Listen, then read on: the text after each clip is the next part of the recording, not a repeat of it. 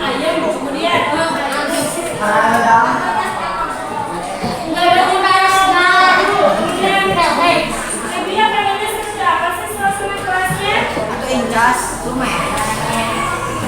jadi intinya kalau kamu menginginkan suasana belajarnya nyaman, tidak kondusif. Berisik boleh nggak berisik? Boleh. Berisik nggak enak ya. Oke. Itu yang kalian inginkan. Yang kalian inginkan seperti itu. Anak laki-laki yang di belakang ibu ini pada ngobrol terus. Pengen suasana belajarnya tuh pengen seperti apa?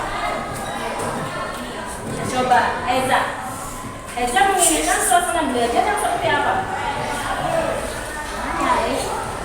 Ini kan ibu tanya suasana belajar. Ya, kalau belajar pengennya tuh kayak gimana? Di kelas pengen adem katanya ya. Berarti, oke baik ya, semuanya sudah ibu tanya, ibu sudah tahu keinginan kalian itu pengennya apa, pengennya tenang belajarnya ya, yang kondusif, berisik, gitu ya, yang tenang, nyaman, dan apa tujuan dengan belajar kayak gitu ya. Oke baik. Nah sekarang biar lebih apa namanya? Jadi sama adik Reza bisa bantu ibu. Ternyata mau Siapa yang tinggi di sini? dekat aja lah. Ya. Bantu ibu sampai ini. Very tinggi kan? Anak laki-laki dua orang. Kalau yang kamu Ayo dong cepat. Tadi bolong mana tuh? Abel, Atas tam. Silvi, Sigara.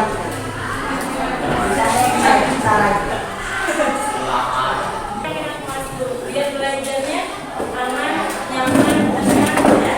Jadi semua kita kalau misalnya di langgar apa ya konsekuensinya? Ucap ini sama. Itu harus disepakati oleh semua ya. Jadi konsekuensinya harus disepakati oleh semua warga kelas 8D. Harus begini, harus begitu, tapi jadi keyakinannya kelas dulu kalian harus pengen yang aman, bersih kelasnya, misalnya ya, kondusif. Nah, silakan nanti kalian tuliskan ya. Iya, saya Mulai pada harang. sudah siap. Keyakinan kelas 8D. Hafal ibu ya. Hafal. Bersama Bu. Oke, baik ya. Nah, sekarang kalian sudah menyampaikan keinginan kalian ya. Tentunya kita akan menyampaikan Bu. Keyakinan kelas apa sih tadi untuk mendisiplinkan siswa biar suasana belajar lebih menyenangkan, kondusif, tenang ya. Kita buat keyakinan kelas dulu biar ketika ibu masuk sudah tidak ada lagi yang ngobrol-ngobrol ya, berisik-berisik, main-main dan sebagainya. Nah sekarang kalian jadikan sticky note satu orang satu ya. Silakan kalian tuliskan keinginan suasana belajar seperti apa sih di kelas. Ya. Kalian Pinjam pulpen. berarti bisa bantu ibu membagikan sticky note kepada teman-temannya. Tidak saya tidak ego. Silakan kalian tuliskan keinginan kalian. Kalian tuliskan keinginan. Baca nyupa. Tapi pasti bisa baru. Yang kali dia cak. Cak.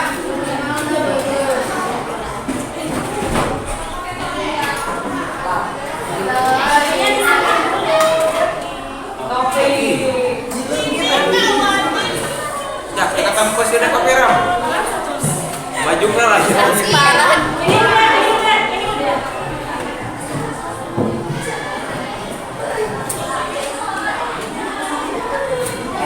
Keinginan kalian itu di kelas itu kalian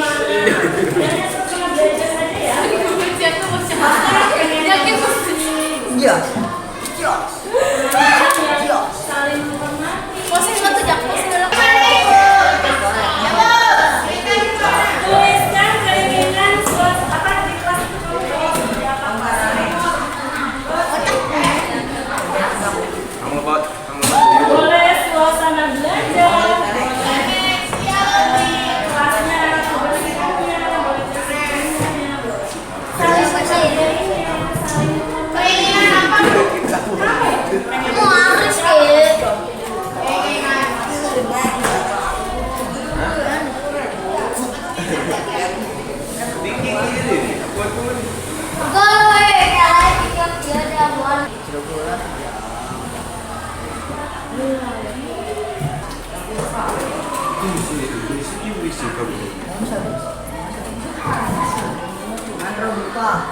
Di kelas itu kalian tuh kayaknya seperti apa sih? Nanti biar dibuatkan di kelas. Bisa. Silakan. Terima kasih anak-anak hebat. Kena kumaha nih?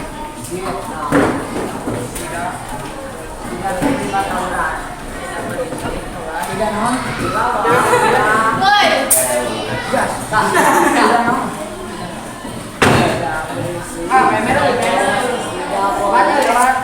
Memakai bahasa Vietnam.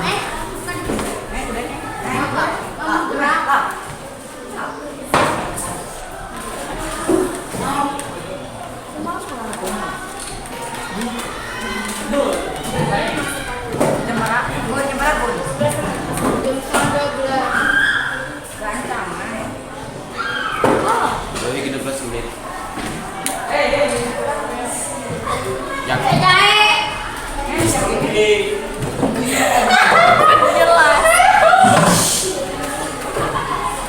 Oke. Kita baca ya. Keinginan kelas. Namun menginginkan Adam gak berisik, anak cowok gak dipukul. Lesya menginginkan keinginan saudara tidak berisik, bicara secukupnya saja. Keadaan kelas tenang dan hening. Oke. Siti Salima menginginkan kelas yang bersih dan tenang. Oke.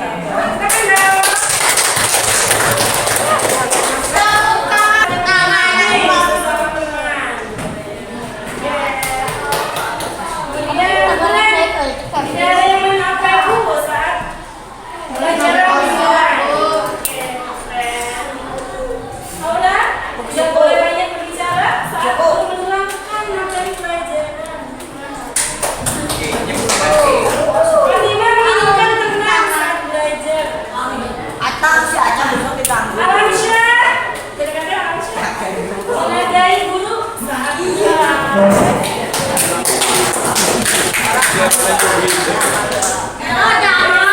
Rizky tidak berisik katanya dan kelas harus bersih.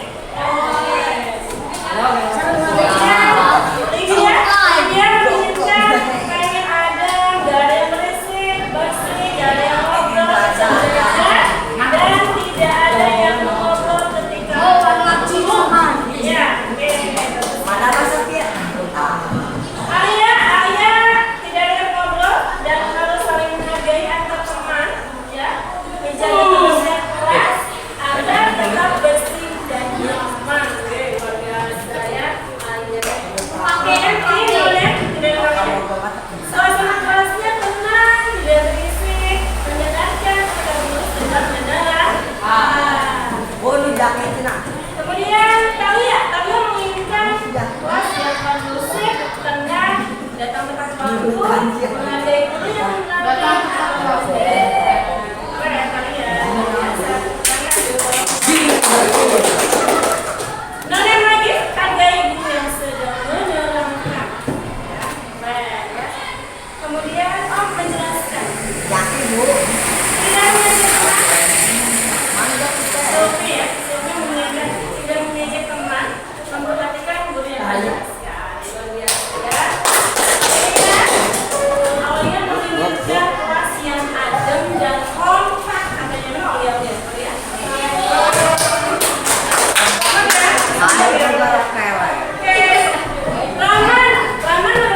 Laman menginginkan kelas yang gak berisik, katanya.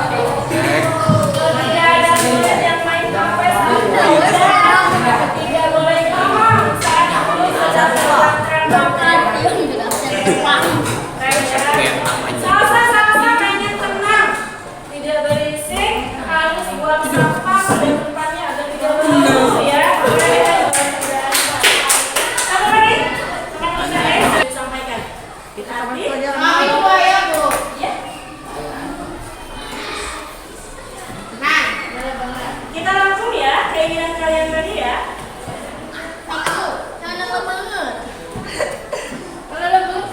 Nomor 1, tadi kebanyakan apa?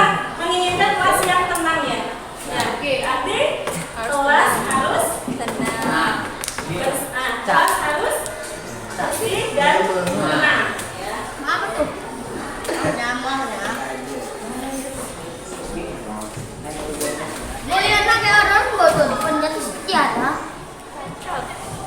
Buku si Jian dipencet bu.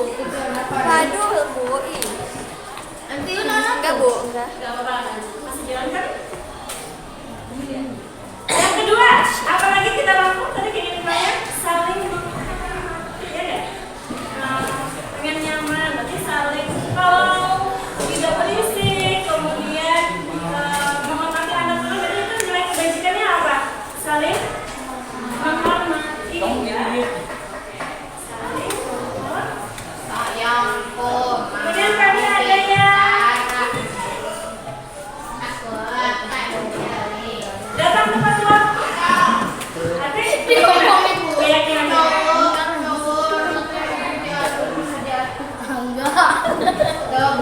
yang ketiga, datang tepat waktu. Tegasnya? Benar kan ya? Nanti ada yang belum? Nilai kebajikannya berarti dari yang sudah kalian inginkan tadi apa? Saling menghargai.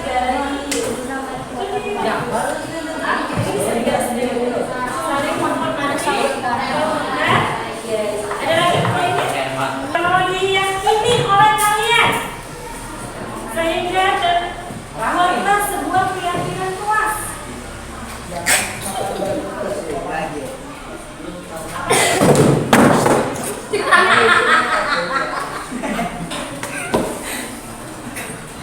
Apa lagi? Sudah? Ya, boleh. Anak laki-laki, ada yang mau ditambah lagi? Poinnya? Untuk keyakinan. Sudah? Sudah saja? Sudah. Coba seperti dibacakan kembali nanti.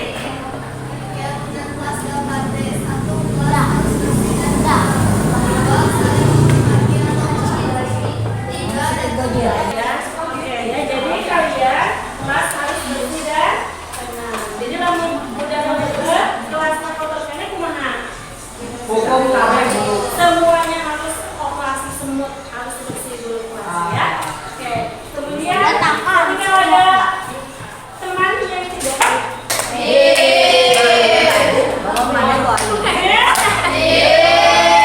tanda tangannya oleh ketua. Jadi mana?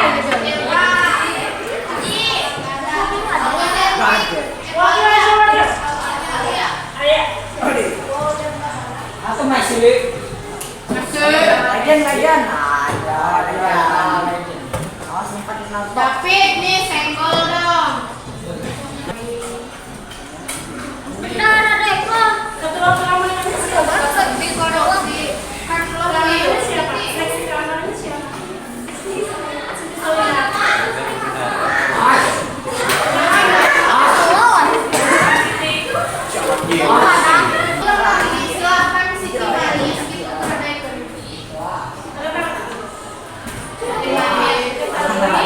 Boleh, seksi keamanannya ya.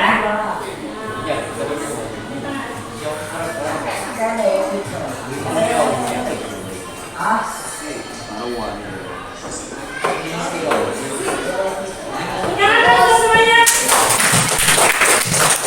Baik ya, terima kasih anak-anakku. Semoga ke depan pelajaran negara bisa lebih kondusif ya keadaannya, suasananya. Setuju? Terima kasih untuk pertemuan ibu hari ini cukup sekian. Terima kasih. Assalamualaikum warahmatullahi wabarakatuh.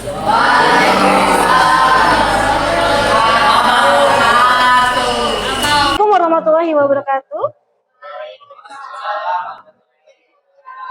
Selamat siang Bapak dan Ibu guru hebat serta siswa-siswi hebat. Terima kasih sudah hadir di kelas Ibu ya. Ya, hari ini saya akan melakukan aksi nyata dari modul 1.4 yaitu berupa pengimbasan budaya positif ya Bapak Ibu ya. Nah, di sini saya mendapatkan tugas di program guru penggerak, khususnya di pendidikan guru penggerak, harus melakukan implementasi mengenai budaya positif kepada rekan-rekan guru semuanya.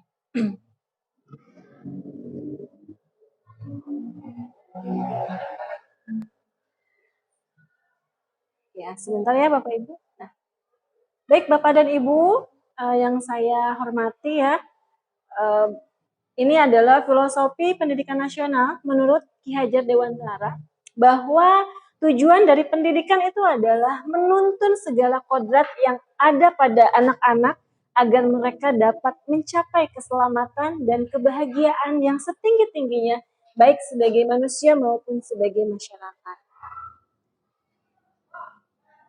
Nah, di mana tujuan dari pendidikan ini menuntun segala kodrat yang ada pada anak ya, itu dimaksudkan dalam proses pembelajaran itu harus berpihak kepada murid, dan murid. Nah, jadi pembelajaran di kelas itu kita harus fokuskan kepada murid ya, Bapak Ibu ya. Nah, di sini diharapkan dari pembelajaran yang berpihak pada murid itu dapat mewujudkan di mana budaya positif ini. Nah, untuk mencapai budaya positif ini ya, banyak poin-poin yang harus kita miliki sebagai pendidik. Nah, yaitu mengenai disiplin positif dan kebajikan universal, kemudian motivasi hukuman dan penghargaan serta restitusi ya. Kemudian juga pembuatan keyakinan kelas atau keyakinan sekolah yang tentunya harus disepakati oleh semua warga sekolah gitu ya. Kemudian ada segitiga restitusi ya di dalam penyelesaian permasalahan pada siswa. Kita akan belajar nanti ya bagaimana itu segitiga restitusi, tahapan-tahapannya ya.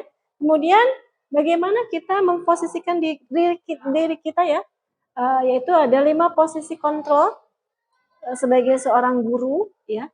Dan kita akan mempelajari mengenai kebutuhan dasar dari manusia itu ada 5 poin ya Bapak Ibu ya. Nah, untuk sekarang yaitu disiplin positif dan kebajikan universal.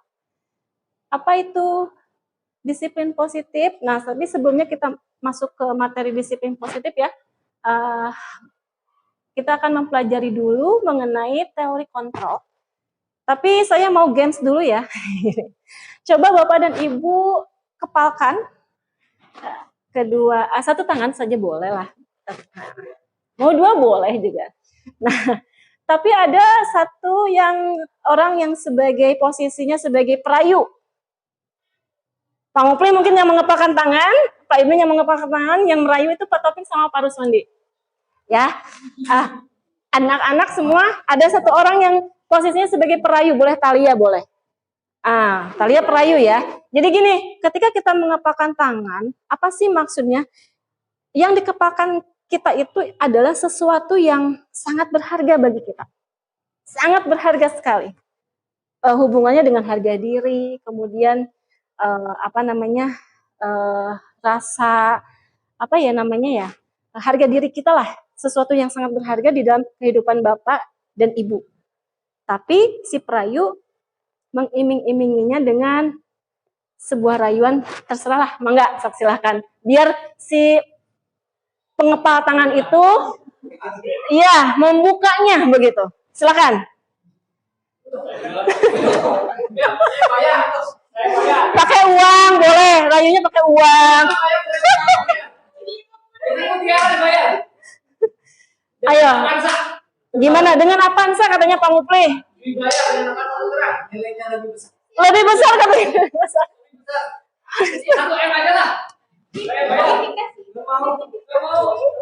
Pak Ibnu, ayo Pak Taufik rayu sampai Pak Ibnu membukakan sesuatu yang berharga itu.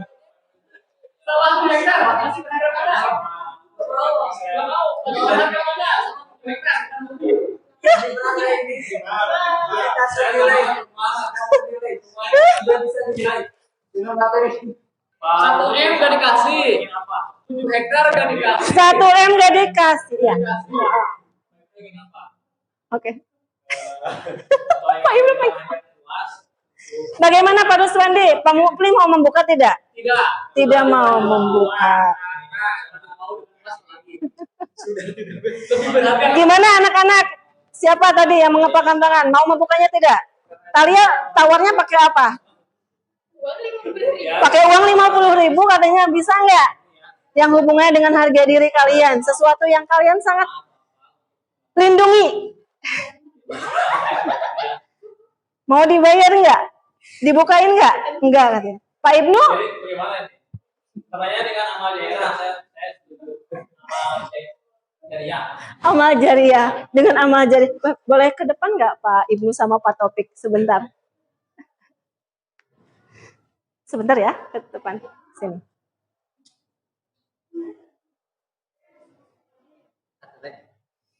Di sini, Pak. Iya, Bapak yang mengepakkan tangan ya, sesuatu yang berharga dalam tangan Bapak. Pak Topik yang merayu. Bapak merayu dengan apa saja, Pak? Ya, jadi saya mau menawarkan Iya. akan sebagai guru PAI. Dengan PAI. Jadi saya ingin tahu, saya ingin membantu. Ya, Apa yang Bapak tawarkan kepada Pak Ibnu? Pak Ibnu Agar Pak Ibnu ditanya membukakan tentang kepalan tangannya itu, yang amal hubungannya. jariah. Saya Betul? insya Allah bisa membantu kemajuan. Pak Ibnu mau membukakan kepalan tangan Bapak itu dengan sesuatu apa? Boleh ditukarnya dengan apa? Setidaknya dengan yang bermanfaat dari apa yang saya punya. Iya, contohnya seperti apa? Itu kan sesuatu yang berharga bagi Bapak, hubungan dengan harga diri Bapak, dengan sesuatu yang sangat disayangi, dilindungi, yang sesuatu yang sangat Bapak inginkan selama ini. Mungkin bukan seperti yang tadi dibilangnya tuh, lebih ditukar dengan apa yang bisa bermanfaat mungkin dengan orang banyak, meskipun Ya. misalnya harga diri saya yang diberikan tidak apa-apa. Kalaupun jadi Pak Ibnu itu mau membuka kepalan tangan itu apabila sesuatu itu bisa ditukar dengan hal yang bermanfaat untuk orang banyak, mungkin gitu ya Pak ya. Oke, baik, tepuk tangan dong buat Pak Ibnu, terima kasih luar biasa. Ademen Pak Ibnu, Pak Taufik, luar biasa sekali ya. Kalau Pak Muflih bagaimana? Tidak mau membuka, tidak mau membuka. Baik, terima kasih. Apa yang ditawarkan? Tanah 1 miliar tetap dikasih. Oke. Kalau dengan apa yang disampaikan oleh Pak Taufik bagaimana? Apakah Pak Muflih mau? Iya. Mungkin tidak juga. Bagaimana Pak Muflih? Saya kira mungkin harus berpikir kembali dengan apa dimiliki saya sekarang dan saya memberikan, mungkin saya tidak akan mendapatkan apa yang Baik. Tepuk tangan dong anak-anak, luar biasa ya. Hebat-hebat memangnya Bapak Ibu Ibu guru hebat SMP Negeri 1 Surade, luar biasa. Ya, itu ya Nah, tadi Pak Ibnu sudah menyampaikan bahwa saya akan membukakan kepalan tangan saya, walaupun itu sesuatu yang berharga bagi diri saya, kalau misalnya bermanfaat untuk orang banyak, kenapa tidak saya lepaskan? Ya. Kemudian Pak Muflih tadi, saya tidak akan membuka walaupun ya Pak Muflih ya. Tapi tadi kesimpulannya, kalau bermanfaat untuk orang banyak, mungkin saya bisa mencobanya, merelakannya kalau misalnya memang untuk bermanfaat untuk orang banyak ya Pak ya. Ya, jadi intinya seperti itu ya. Beda-beda ya Bapak ya. Nah, jadi intinya dari teori kontrol ini hanya diri kita yang dapat mengontrol diri kita. Apakah itu boleh atau tidak kita lepaskan, gitu ya. Nah, semua perilaku yang memiliki tujuan, bahkan terhadap perilaku yang tidak disukai. Jadi hanya diri kita yang mampu mengontrol diri kita. Ya, itu yang dimaksud. Nah, teori kontrol di sini memiliki miskonsepsi, ya. miskonsepsi mengenai teori kontrol ini bahwa kalau di sekolah nih ya Bapak Ibu ya, ilusi bahwa guru itu harus mengontrol murid. Bagaimana? Setuju nggak? Kita harus mengontrol murid. Setuju Pak? Kalau yang lain bagaimana?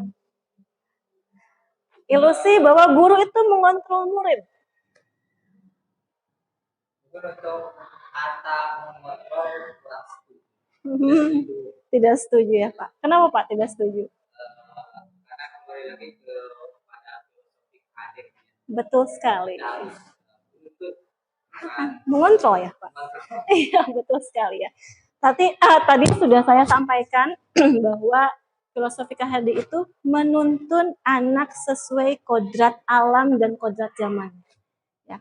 Nah, bahwa di sini kata mengontrol murid itu mungkin lebih baik ke mengarahkan ya, Pak Mupli ya. Iya, betul sekali ya.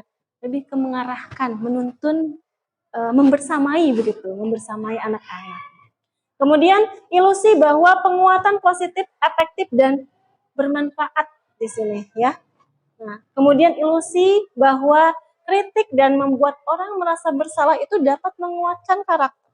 Bagaimana Bapak Ibu? Setuju tidak? Membuat anak-anak merasa bersalah itu dapat menguatkan karakter dari siswa. Bagaimana Bapak Ibu? Sebagian bisa? Bagi orang yang kuat mental mungkin bisa fight gitu ya. Iya. Tapi kalau orang yang baperan atau bagaimana itu malah jatuh, malah down ya Pak ya. Betul sekali, luar biasa. Ini tepuk tangan dong Pak Taufik, terima kasih. Ya. Nah, ilusi bahwa kritik dan membuat orang merasa bersalah itu tentunya dapat menguatkan karakter. Itu kurang tepat mungkin ya Bapak ya. Kemudian ilusi bahwa orang dewasa itu memiliki hak untuk memaksa. Setuju tidak Bapak Ibu bahwa orang dewasa itu dia memiliki hak untuk memaksa siswanya, misalnya guru kepada siswa, orang tua kepada anaknya. Setuju tidak Bapak Ibu? Selama itu baik bisa. Memaksa. Selama itu baik? Kecuali kalau kita Kalau cita-cita?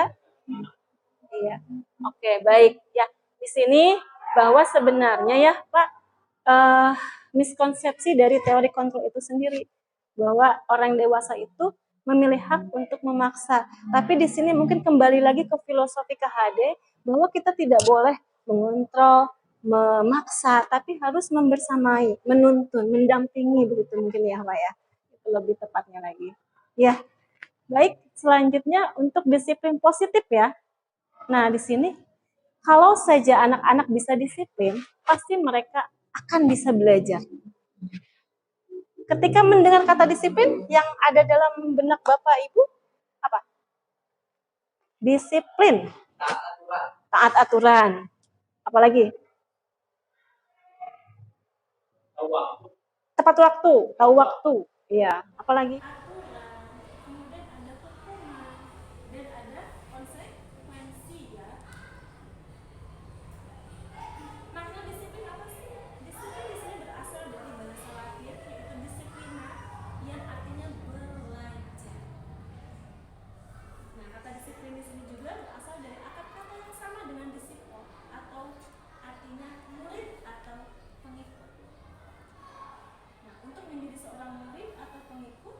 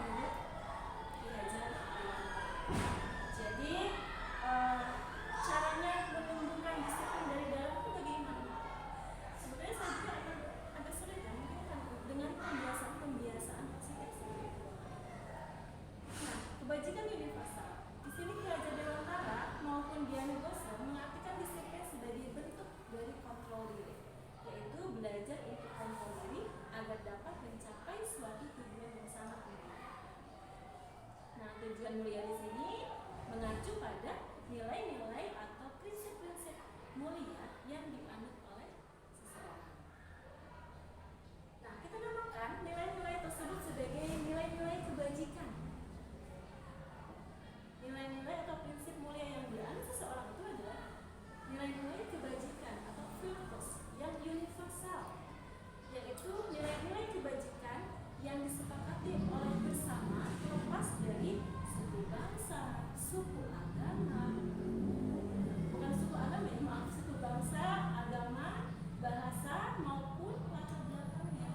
Jadi nilai kebajikan itu kita buat kesepakatan, artinya keyakinan gitu ya, secara universal tanpa membeda-bedakan latar belakangnya, agamanya, suku bangsanya. Nah, disiplin, kemudian bertanggung jawab, mandiri, kreatif, berakhlak mulia, ya, menghargai dan menghormati itu merupakan beberapa contoh dari nilai-nilai kebajikan.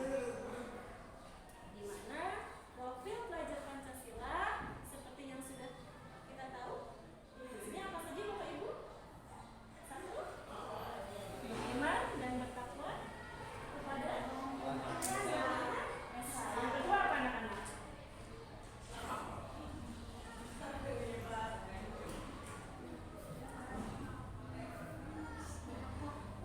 Berakhlak mulia, mandiri, Bernalar kritis, bergotong royong, dan kreatif. Itu adalah dimensi dari profil pelajar Pancasila, ya. Ada satu lagi ya. Ini ya, kebinekaan global, satu lagi ya. Nah, tujuan mulia dari penerapan disiplin positif itu adalah agar terbentuk murid atau siswa yang berkarakter, kemudian berdisiplin, kemudian santun, jujur, ya, peduli, bertanggung jawab, dan merupakan pembelajar sepanjang hayat sesuai dengan standar kompetensi lulusan yang diharapkan. Inilah tujuan mulia dari penerapan disiplin positif. Nah, ini adalah proyek dari nilai-nilai kebajikan ya, Bapak Ibu. Banyak sekali nilai-nilai kebajikan yang universal. Ada peduli, rajin, terus terangan, kebersihan, komitmen, belas kasih, percaya diri, dan sebagainya. Motivasi hukuman dan penghargaan restitusi. Teori motivasi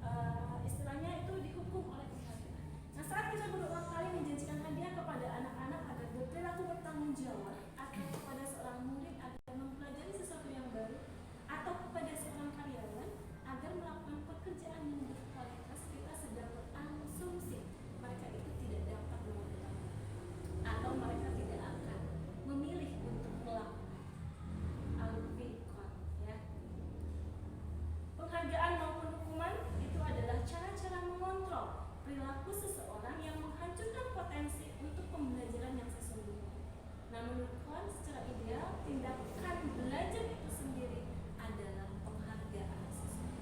Jadi baiknya kita berikan penghargaan secara adil kepada siswa-siswi kita di kelas. Restitusi, apa itu restitusi? Nah, sebagai seorang guru, ketika murid Anda melakukan kesalahan, tindakan mana yang akan Anda lakukan? Apakah menunjukkan kesalahannya dan memintanya melihat kesalahannya dari tadi? Mengatakan, kamu seharusnya tahu bagaimana kamu seharusnya bertindak. Kemudian mengingatkan murid Anda akan kesalahan yang sama di waktu sebelumnya. Atau bertanya padanya, kenapa kamu melakukan sesuatu yang seharusnya tidak kamu lakukan? Atau Bapak Ibu mengkritik dan mendiamkannya? Kira-kira yang mana Bapak Ibu? Ketika Tanya padanya, kenapa kamu melakukan sesuatu yang seharusnya Pak tidak Taufik kamu lakukan? bertanya padanya, kenapa kamu melakukan sesuatu yang seharusnya tidak kamu lakukan? Baik sekali. Oke, luar biasa, sangat bijak sekali ya. Kalau Anda melakukan tindakan-tindakan di atas, mungkin Anda akan membuat murid Anda merasa menjadi anak yang gagal. Restitusi adalah proses menciptakan kondisi bagi murid untuk memperbaiki kesalahan mereka sehingga mereka bisa kembali pada kelompok mereka dengan karakter yang lebih kuat, dengan catatan tanpa memojokkannya, tanpa membuatnya dia merasa bersalah, tapi dia harus memperbaiki dengan sadar diri, dengan kesadaran dirinya bahwa oh iya, apa yang saya lakukan itu adalah salah, tanpa memojokkannya. Restitusi di sini adalah proses kolaboratif yang mengajarkan murid untuk mencari solusi untuk masalah dan membantu murid berpikir tentang orang seperti apa yang mereka inginkan dan bagaimana mereka harus memperlakukan orang-orang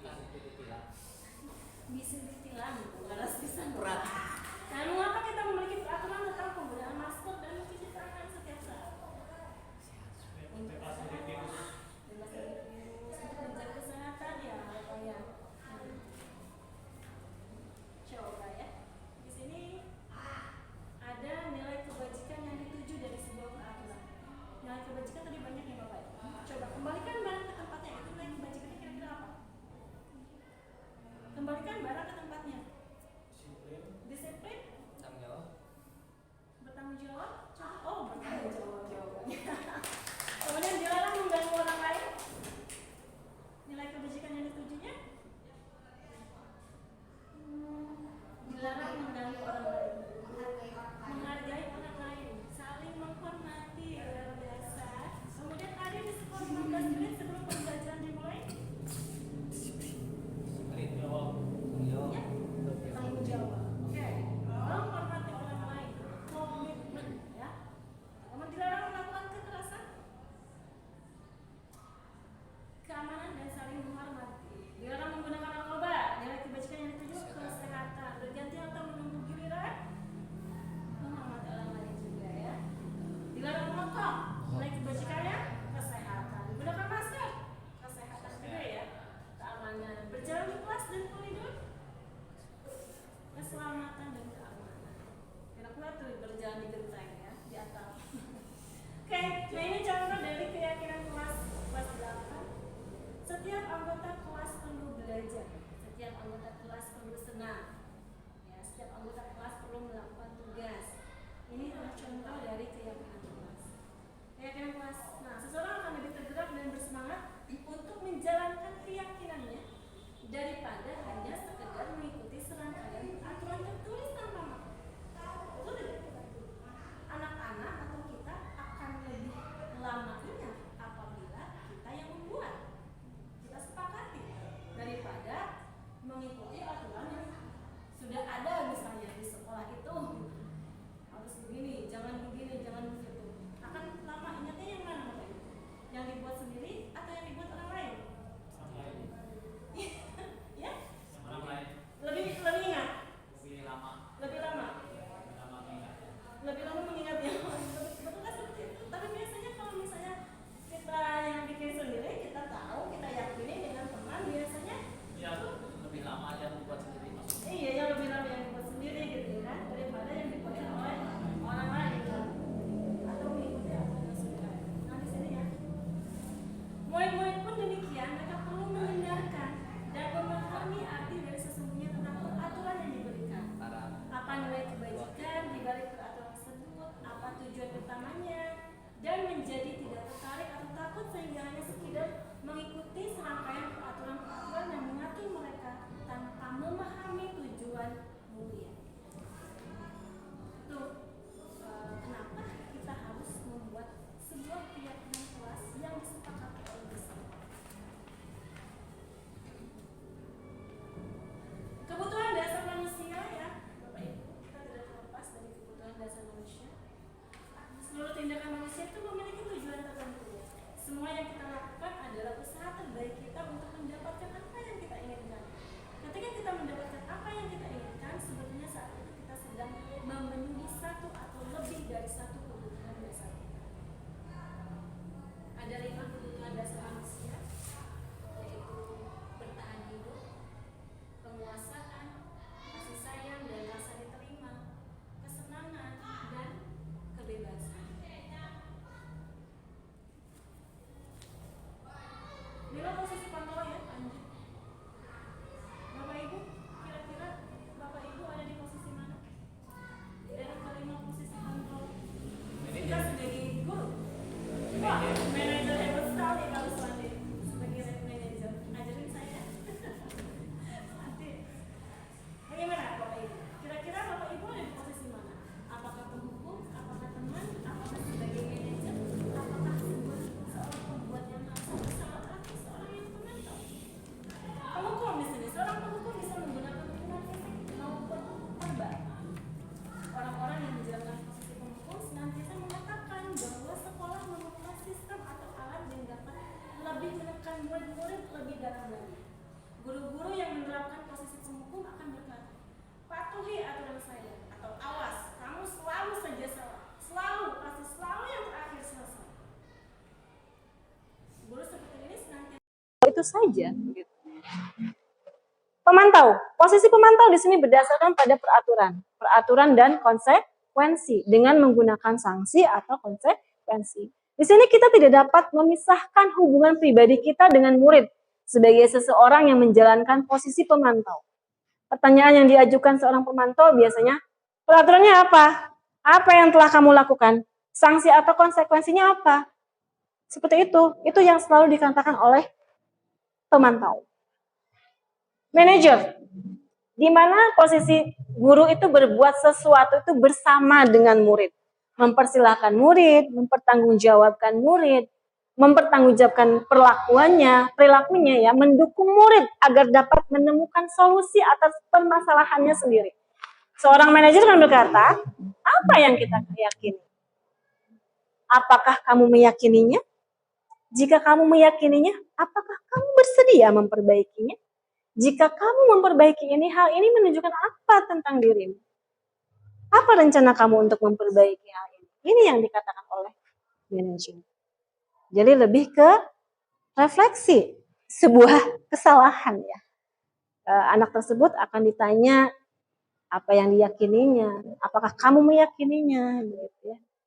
Kira-kira Bapak Ibu ada di posisi mana? Dari posisi ini, Pak Taufik bisa menyampaikan? Teman. Pak Ibnu? Pada saat ini, biasanya di posisi mana? Pemantau. Kalau Pak Rusani?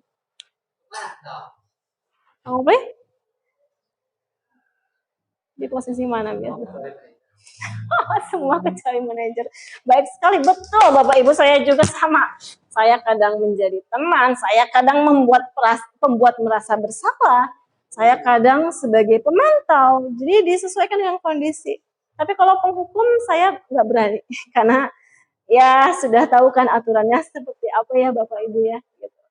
Menggunakan hukuman fisik dan psikis itu sangat tidak baik. Hanya mungkin saya belajar menjadi seorang manajer sekarang. Ya, bisa kita saksikan video ini coba untuk lebih memperdalam pengetahuan kita. Di play di itunya.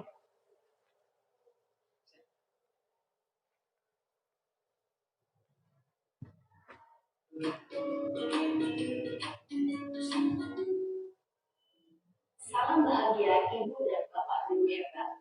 Dalam penerapan disiplin positif restitusi, salah satu program yang dikenakan adalah 5 posisi kontrol. 5 posisi kontrol dalam restitusi adalah proses perjalanan seorang pendidik agar dapat mengenali dirinya. Pada video kali ini, kita akan membahas tentang 5 posisi kontrol yang digunakan oleh Diane Gosel dan contoh penerapannya. Udah. 5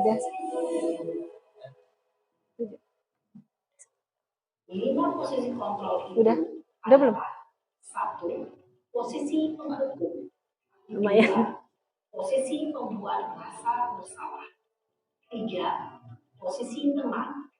4. Posisi pemantau atau monitor. Dan 5. Posisi manajer. Untuk lebih memahami kelima posisi tersebut, mari kita saksikan kasus Nadem yang terlambat hadir 20 menit di sekolah dan melihat bagaimana kelima posisi kontrol dalam menghadapi masalah tersebut.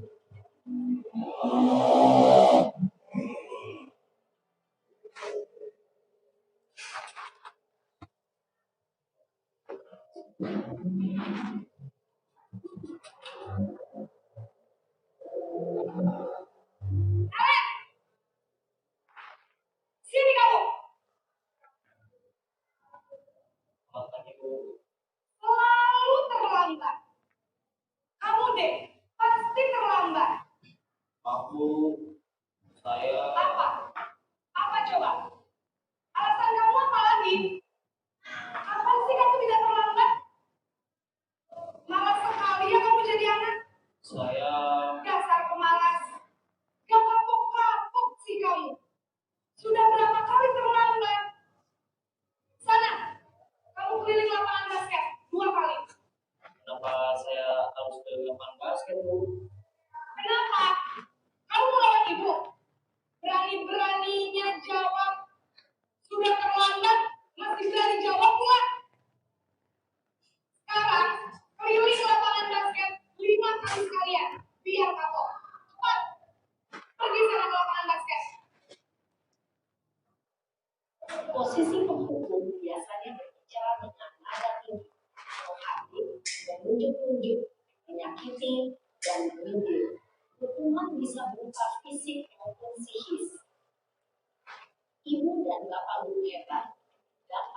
terjadi pada ketika guru berada pada posisi adalah guru cenderung akan melakukan bahkan menggunakan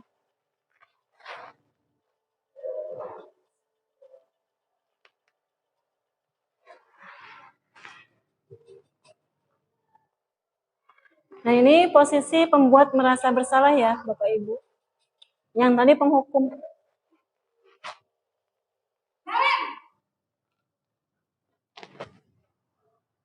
Selamat pagi, Bu. Nareng. Kamu kenapa terlambat lagi, nak?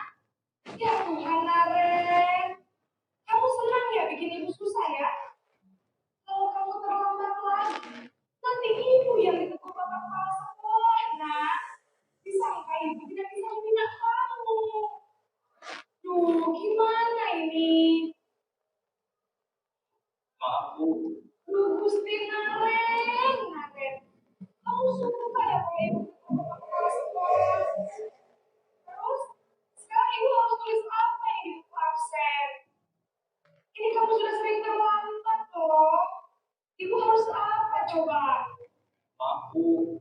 Maaf sekali. Ya sudah, lain kali jangan bikin ibu susah lagi ya nak ya. Ibu tidak akan kuat lagi kalau kamu gini terus. Bisa jantungan kalau ibu ke bapak pasal. Sana cepat kelas. Maaf ya, Bu. Maaf sekali. posisi pembuat rasa bersalah berbicara dengan nada tenang, cenderung lembut, namun kata-kata yang diutarakan Menyalahkan murid. Membuat merasa bersalah. Dia lembut bicaranya.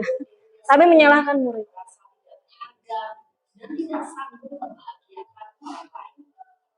Ketika guru mengambil posisi pembuat rasa bersalah, murid akan menganggap dirinya yang bersalah dan ia akan menyimpan emosi negatif tersebut di dalam dirinya. Nah, itu dampaknya Bapak Ibu ya.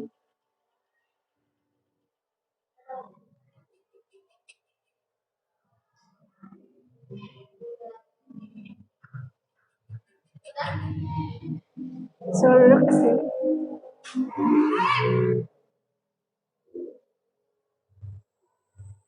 Selamat pagi, Bu. Wah, sudah jam berapa ini nak? Terlambat lagi ya sayang. Iya, Bu. Habis ibu saya membangunkan saya, Bu. Kamu malah menyalahkan ibu kamu. Kamu bukannya anak yang larinya paling kencang. Kok terlambat sih? Iya, Bu. Saya memang terlambat bangun tadi. Jadi, biarpun saya lari kencang, tetap gak kerja, Bu. Ya sudah sana. Nanti lain kali larinya lebih kencang lagi ya. Biar gak terlambat lagi. Bikin senang ibu. Demi ibu. Bisa kan? Bisa, Bu. Ya sudah sana masuk kelas. Akhirnya saya bosan absen kamu. Kamu ini ada-ada saja. Di skip aja mungkin ya. Bisa Dalam nggak? posisi teman, Habis. guru berbicara dengan nada suara ramah, maka cenderung bersegan untuk menjaga suasana tetap santai. Sedikit lagi akan merasa senang, aman, dan akrab dengan guru. Identitas yang tercipta adalah identitas sukses atau berhasil.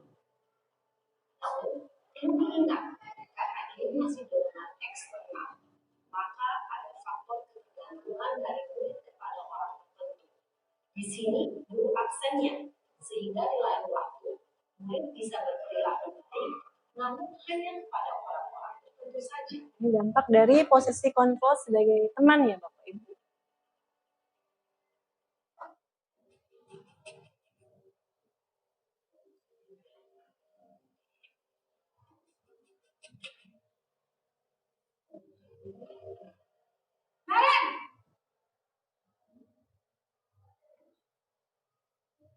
Selamat pagi, Bu.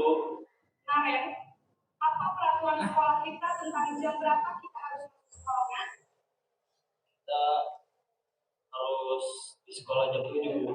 Iya betul, sekarang sudah jam 7. Kalian sudah tahu konsekuensinya jika terlambat hadir. Paham, Bu. Saya harus tinggal kelas pas jam istirahat selama 20 menit. Iya benar, Konsekuensinya demikian. Jadi nanti jam 9.30 pas istirahat, kamu harus tinggal di kelas, kerjakan tugas tambahan untuk ketinggalan kamu, ya. Baik, Bu. Posisi pemantau mengandalkan perhitungan atau data untuk mengontrol murid. Guru mengarahkan murid berdasarkan peraturan dan konsekuensi. Seorang pemantau menunjukkan bahasa tubuh dan ekspresi wajah yang datar dan cenderung formal.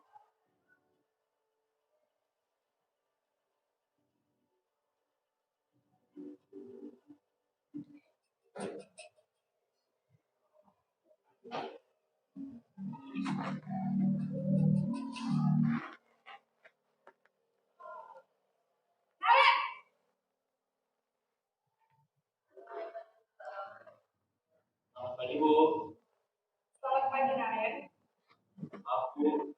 Saya terlambat. Iya, sekolah masuknya jam 7, sekarang sudah jam 7.20. Jadi sekarang bagaimana ini, Naren? Maaf, Bu. Saya lupa sedang alarm saya semalam. Baiklah, menurut kamu, keyakinan sekolah yang mana yang perlu kamu tingkatkan? Menghargai diri sendiri dan orang lain mungkin ya, Bu. Setuju. Jadi, apakah Naren meyakini prinsip saling menghormati tersebut? Iya, Bu. Saya meyakininya. Apakah Naren bersedia memperbaiki masalah keterlambatan ini? Bersedia, Bu. Bagaimana kamu akan memperbaiki masalah keterlambatan ini? Saya akan coba untuk tidak lupa menyetel alarm saya, Bu. Baik, kalau Naren lupa menyetel alarm di rumah, ada orang yang kira-kira bisa bantu mengingatkan tidak? Ada, Bu. Kakak saya, Kak Emma. Ada lagi selain Kak Emma? Selain Kak Emma, ada ibu saya. Baik, jadi yang mengingatkan Naren adalah Kak Emma dan ibu kamu, ya. Kira-kira akan mulai start alarm kapan, Naren? Setelah pulang sekolah, akan segera saya lakukan. Baik, jadi Naren akan setel alarm untuk bangun besok pagi dan akan diingatkan oleh kakak dan ibunda Naren, ya. Ada lagi yang mungkin perlu dilakukan, Naren, agar tidak terlambat bangun lagi. Tidak ada, Bu. Baik, Naren. Terima kasih untuk kerjasama kamu. Sekarang kamu perlu kembali ke kelas belajar. Baik, Bu. Terima kasih. Posisi manajer adalah posisi kontrol yang disarankan untuk membimbing murid memiliki sikap disiplin yang positif, yaitu murid yang mandiri, bertanggung jawab, dan dapat memecahkan masalah. Tujuan dari posisi ini adalah agar murid dapat berefleksi atas tindakannya. Guru akan dengan tulus memberikan pertanyaan-pertanyaan bermakna, sehingga membuat murid dapat belajar dari kesalahannya dan mencari sebuah solusi untuk menyelesaikan. Ibu dan Bapak guru hebat, setelah mengamati adegan kelima posisi kontrol tadi, kira-kira posisi mana yang paling ideal? Posisi mana yang dapat menunjang motivasi prinsip murid? Ya, tentu posisi manajer. Posisi ini memang posisi ideal yang ingin dituju setiap pendidik. Pada posisi inilah, guru dapat menerapkan disiplin positif yang berpihak pada murid, yang memerdekakan murid. Perjalanan seorang pendidik tentunya tidak mudah untuk sampai pada posisi seorang manajer. Namun, tujuan kita pasti, yaitu menciptakan murid yang mandiri, merdeka, dan bertanggung jawab. Semoga penggambaran 5 posisi kontrol yang telah diperlihatkan ini dapat menjadi ajang refleksi bagi kita semua, agar dapat terus mengasah dan menerapkan disiplin positif yang memerdekakan murid. Mari terus berlatih dan bersemangat. Selamat menerapkan. Salam dan bahagia, Ibu dan Bapak Guru hebat. Ya, itulah ya Bapak Ibu mengenai 5 posisi kontrol kita sebagai seorang guru. Bahwa yang paling ideal itu sebagai pendidik yaitu sebagai dari posisi mana Bapak Ibu? Yang manajer. Tapi saya juga masih belajar untuk menjadi seorang manajer. Segitiga restitusi ya. Untuk penyelesaian masalah Bapak Ibu mungkin lebih jelasnya lagi. Oh, ini ada langkah-langkahnya ya Bapak Ibu untuk segitiga restitusi itu digunakan dalam penyelesaian masalah siswa. Gitu. Yang pertama yaitu menstabilkan identitas, kemudian yang kedua validasi tindakan yang salah, dan yang ketiga menanyakan keyakinan. Menstabilkan identitas di sini kontrolnya ya, teori kontrolnya kita semua akan melakukan hal yang terbaik yang bisa kita lakukan. Kemudian validasi tindakan yang salah itu, semua perilaku itu pasti memiliki alasan. Kita tanya dulu, alasannya kamu melakukan kesalahan ini apa? Kenapa? Mungkin mereka punya alasan, kita tanya dulu. Kemudian dalam menanyakan keyakinan, kita semua memiliki motivasi internal tentunya. Tentunya keyakinan ini harus kita buat terlebih dahulu di awal dengan siswa. Ini Bapak Ibu ya, kita menstabilkan identitas dulu. Kita bisa ajukan pertanyaan pada anak tersebut. Setiap orang pasti pernah melakukan kesalahan. Ibu juga pernah salah. Gitu kan. Tapi kamu juga bukan satu-satunya yang pernah melakukan ini. Banyak. Tapi di sini ketika validasi tindakan yang salah, kita tanyakan pada anak itu. Kamu punya alasan tentunya untuk mengapa melakukan hal tersebut. Atau mungkin kamu punya cara yang lebih efektif untuk mendapatkan apa yang kamu butuhkan. Kemudian yang ketiga, baru kita tanyakan keyakinannya, menanyakan keyakinan. Kira-kira keyakinan kelas apa yang telah kita sepakati di awal? Terus kamu ingin menjadi orang yang seperti apa? Itu pertanyaan-pertanyaan dalam menanyakan sebuah keyakinan ya Bapak Ibu. Banyak sekali mungkin contohnya. Nah, ketiga strategi tersebut itu direpresentasikan dalam 3 sisi segitiga restitusi. Langkah-langkah tersebut tidak harus dilakukan satu persatu secara kaku ya Bapak Ibu. Banyak guru yang sudah menggunakannya dalam berbagai versi menurut gaya mereka masing-masing, bahkan tanpa mengetahui bahwa itu masuk ke dalam teori restitusi. Jadi mungkin Bapak dan Ibu juga pernah melakukan hal ini, hanya mungkin tidak tahu, oh ternyata ini masuk ke dalam segitiga restitusi gitu, dalam penyelesaian masalah. Ini ada video mengenai segitiga restitusi ya Bapak Ibu, penerapannya di sekolah, mungkin lebih pahamnya lagi kita saksikan videonya. Salam berbahagia, Ibu dan Bapak guru BK. Pada video kali ini kita akan membahas. Ya, baik Bapak Ibu, ini adalah contoh penerapan segitiga restitusi yang sudah saya lakukan di sekolah. Mungkin bisa dijadikan sebagai inspirasi ya untuk penerapan segitiga restitusi di sekolah. Baik.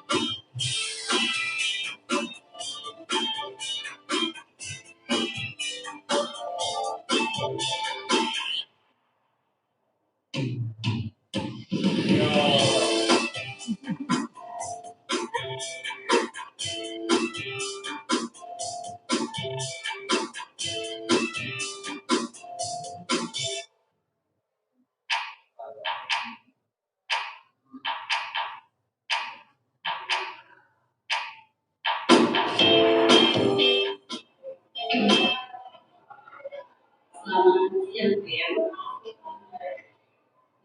jadi aku langsung saja masuk kelas. Aku saya harus melihat.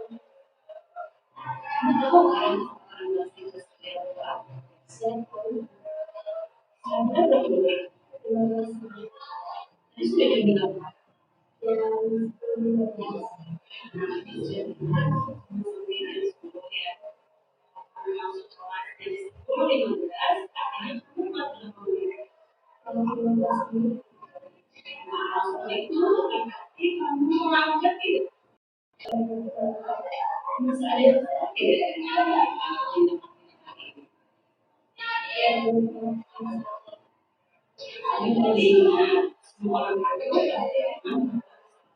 Artisnya siapa?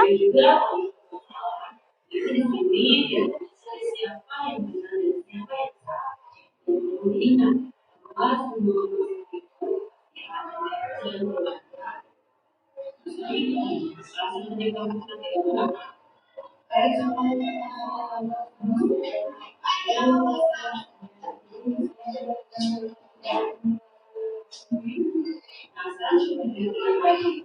coba kamu bayangkan dari luas yang seperti kelas dia itu kelas satunya itu harus disiplin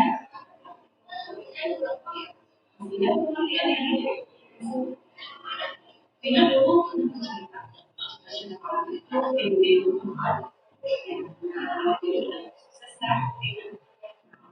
itu mulai dari disiplin, waktu, jujur, mandiri, tanggung jawab. Jadi tidak bisa. Tapi ada prosesnya dengan disiplin, waktu. Saya akan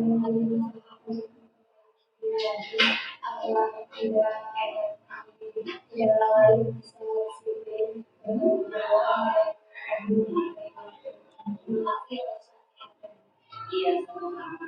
Baik, Salvina, ibu percaya sama kamu pasti bisa menjadi lebih baik lagi. Disiplin, bertanggung jawab, dan berguna dengan ya, terima kasih. Ya, sama-sama. Kita bisa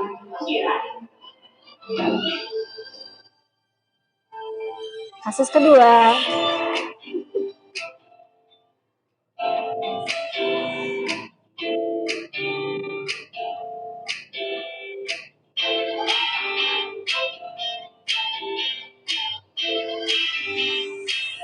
Ini artis kedua ya.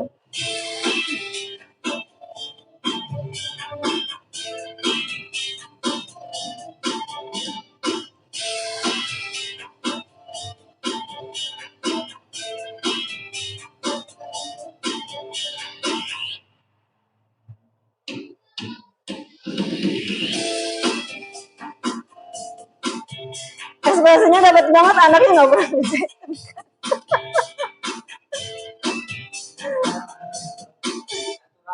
Natural.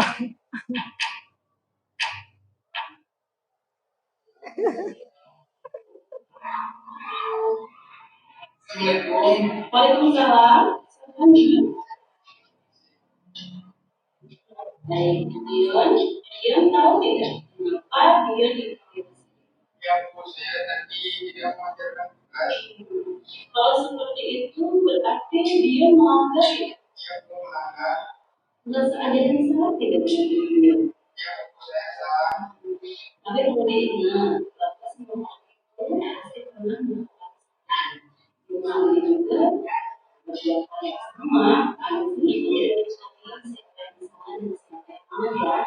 Dan kemudian ingat bahwa semua itu pasti ada alasan. Nah, dia pasti punya alasan. Kok dia tidak mengajukan? Yang kedua alasan saya tidak mengajarkan tugas karena saya sangat video dari kelas saya belum selesai.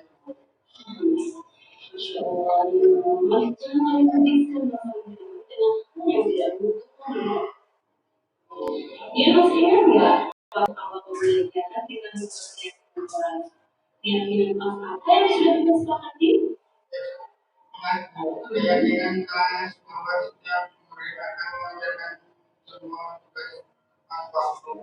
Itu percaya, Tuhan bisa melakukan keyakinan kita dengan baik. Saya bisa Allah. Jadi menurut dia bagaimana solusinya supaya bisa mengejar tinggal tugas yang lain?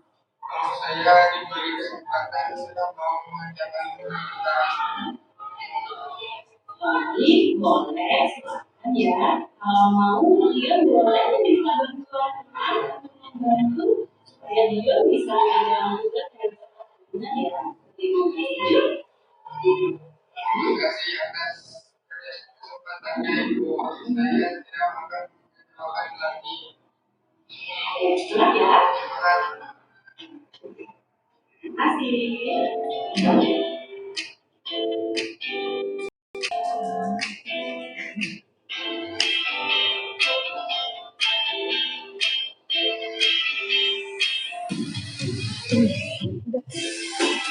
Yaitu ya Bapak Ibu mengenai penerapan segitiga restitusi yang sudah saya lakukan.